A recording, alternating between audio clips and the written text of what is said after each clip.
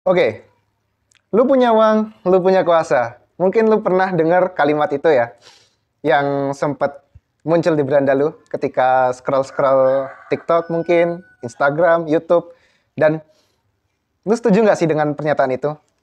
Nggak sih setuju mungkin ya. Tapi ketika lingkupnya, ketika kita punya uang sendiri, di lingkungan kita nggak punya, mungkin bisa jadi kita punya kuasa di situ. Tapi ketika kita punya uang, lingkungan kita juga punya uang, ya apakah masih ada kuasa di situ?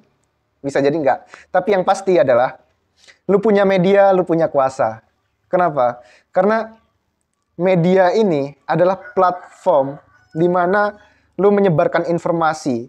Ketika lu di dunia nyata pun nggak seperform, nggak sebagus aslinya, di media sosial bisa jadi lu bagaikan dewa gitu. Bagaikan sesuatu yang memiliki sumber informasi yang sangat banyak.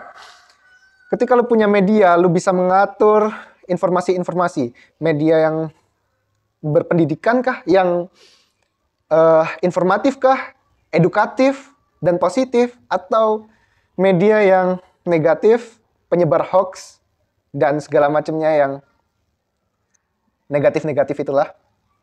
Nah, lu punya kuasa di media. Ketika pilpres nanti, media menjadi penggiring opini yang sangat sempurna.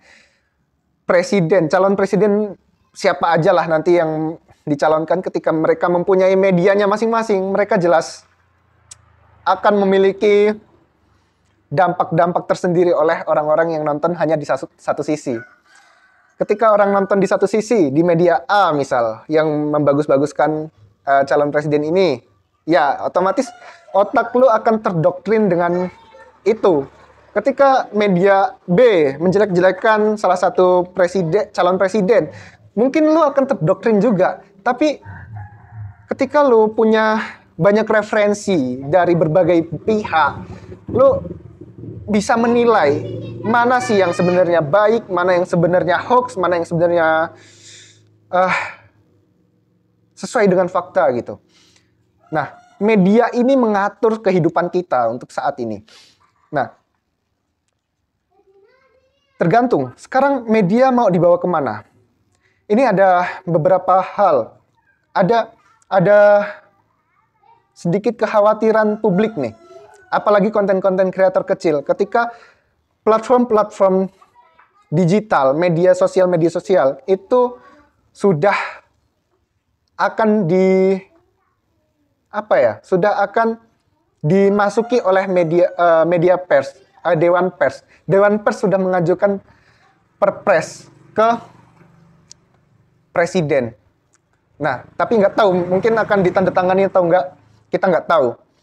Tapi itu menjadi kekhawatiran buat kita, para konten kreator kecil. Karena bisa jadi mereka akan memonopoli konten-konten yang ada di media sosial kita. Kita akan tenggelam dan nggak akan pernah tayang konten kita. Ini menjadi kekhawatiran bagi konten kreator. Apalagi yang masih kecil. Kenapa? Ya, gini loh.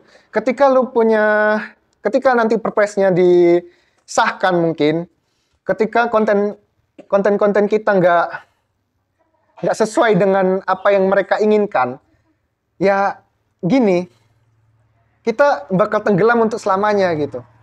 Nah, ini menjadi kekhawatiran bagi konten-konten kreator kecil. Sehingga ketika konten kreator kecil ini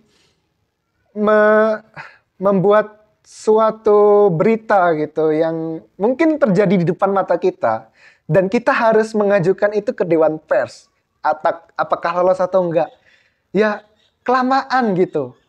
Ya mereka dengan santainya, ya kalau nggak ketumpuk-tumpuk dengan berita-berita lainnya gitu.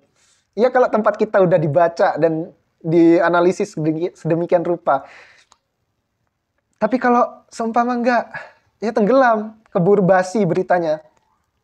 Dan ketika lu pengen mengutip suatu berita, lu harus izin dari platform yang kita kutip.